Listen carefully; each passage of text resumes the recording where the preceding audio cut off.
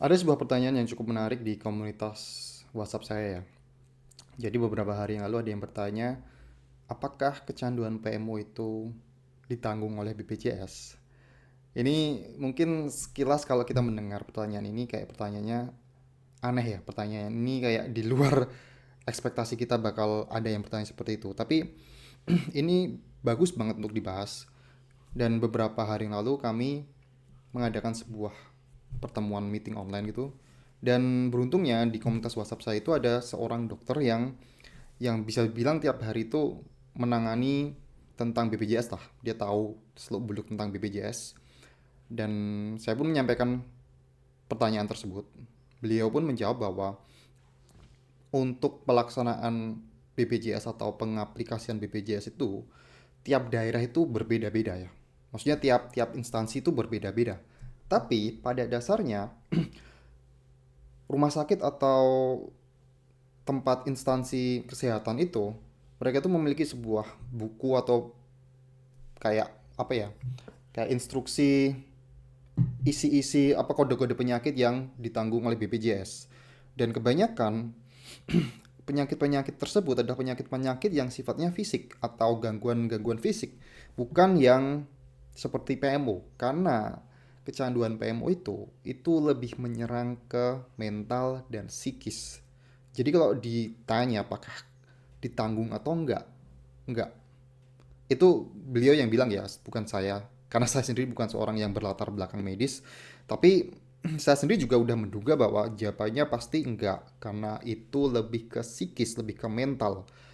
Jadi bagaimana cara untuk menghilangkan kecanduan tersebut? Ya tentu saja pengobatannya dengan mental, dengan psikis, dengan beberapa terapi secara secara tatap muka. Mungkin ketemu psikolog atau mungkin ketemu dengan orang yang bisa membantu untuk mengurangi dampak dari kecanduan tersebut. Karena pada dasarnya apapun yang berhubungan dengan psikis itu ya kembali lagi kita tuh bisa terbantu ketika kita bertemu dengan orang lain atau kita bisa membantu diri kita dengan melakukan self talk. Secara mental itu kita mengubah diri kita. Dan kemarin juga ada yang bertanya ya. Sekali lagi saya tambahkan ada bertanya ada obat-obatan apa gitu yang tanya kemarin tuh. Adakah obat yang bisa mengobati kecanduan PMO? Dan jawaban dari si dokter ya, dia menjawab bahwa mungkin ada, tapi kayaknya agak terlalu terlalu berlebihan ya kalau misalnya kecanduan PMO itu harus pakai obat gitu ya. Justru malah kalau misalnya terlalu konsumsi obat-obat yang kimia itu malah justru nggak bagus gitu ya. Dan satu-satunya cara ya memang kita harus mengubah diri kita secara mental, secara psikis. Mungkin salah satu bentuk tindakan yang lebih masuk akal untuk menangani kecanduan ini adalah dengan hipnoterapi atau dengan hipnosis yang dilakukan secara profesional ya atau ke psikolog. Jadi pada intinya adalah bagaimana kita tuh bisa mengubah alam bawah sadar kita agar kita tuh tidak tidak tertarik lagi dengan hal-hal yang berbau PMO.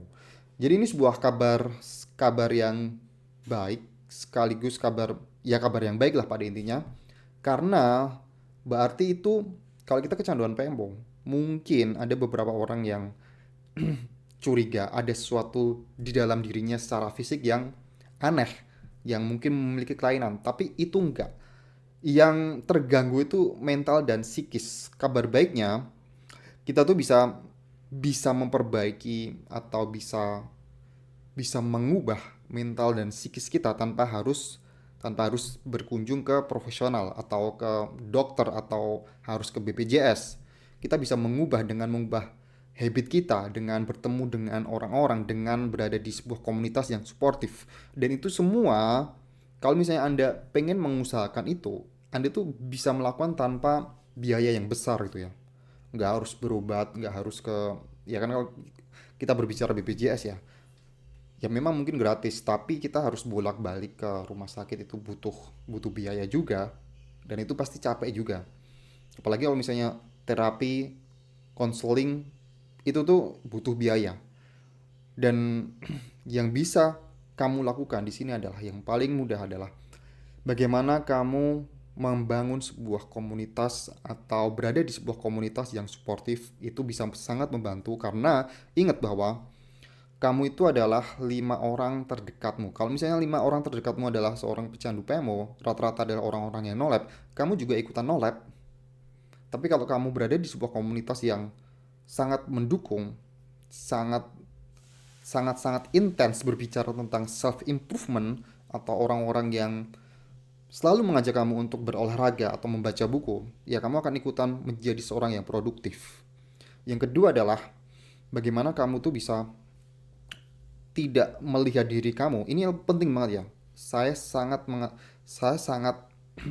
menghimbau untuk teman-teman yang kecanduan PMO, karena mayoritas orang-orang yang kecanduan PMO itu biasanya orang-orang yang self esteemnya tuh rendah banget. Mereka selalu rendah diri, mereka selalu merasa dirinya introvert. Padahal nggak ada yang salah dengan introvert. Mereka selalu merasa antisosial, anxiety. Satu hal yang harus kamu lakukan adalah lihatlah dirimu secara positif, secara baik. Mau mau kamu sekarang mungkin belum pede untuk bicara sama orang, atau kamu sekarang belum punya skill komunikasi, atau kamu sekarang katakanlah badan kamu obesitas, jangan pernah melihat diri kamu tuh buruk. Karena ketika kamu melihat diri kamu negatif, hanya hal-hal negatif yang akan datang pada dirimu. Sebaliknya, kalau misalnya kamu melihat diri kamu positif, hal-hal positif yang akan datang pada pada dirimu, teman-teman yang baik, kemudian kesempatan kesempatan mungkin kerja atau kesempatan bisnis yang baik, itu akan membuat dirimu produktif dan melupakan PMO. Oke? Jadi, pada pada kesimpulannya adalah kecanduan ini bukan sesuatu yang sifatnya fisik dan lebih ke mental dan psikis. Jadi, ini tidak bisa ditanggung oleh BPJS. Sehingga yang bisa kamu lakukan adalah bagaimana kamu membangun mental dan psikis kamu tuh agar jadi lebih kuat. Satu hal yang paling krusial adalah ketika kamu melihat diri kamu secara positif. Self image kamu, bangun self image kamu menjadi self image yang positif. Jangan pernah memandang diri kamu rendah diri, jangan pernah berpikir bahwa aku udah kecanduan 20 tahun, aduh, nobody cares. Gak ada yang peduli kamu udah kecanduan seberapa lama. Selama kamu memandang diri kamu positif dan kamu tidak selalu merasa bahwa diri kamu payah, bakal datang hal-hal positif yang akan datang pada dirimu, dan itu akan membuat melupakan apa itu PMO. Oke? Terima kasih sudah menonton video sampai sejauh ini. Klik link yang ada di deskripsi kalau kamu mau join komunitas WhatsApp Self Improvement Pengembangan Diri Grup Petarung. Sampai jumpa di video berikutnya.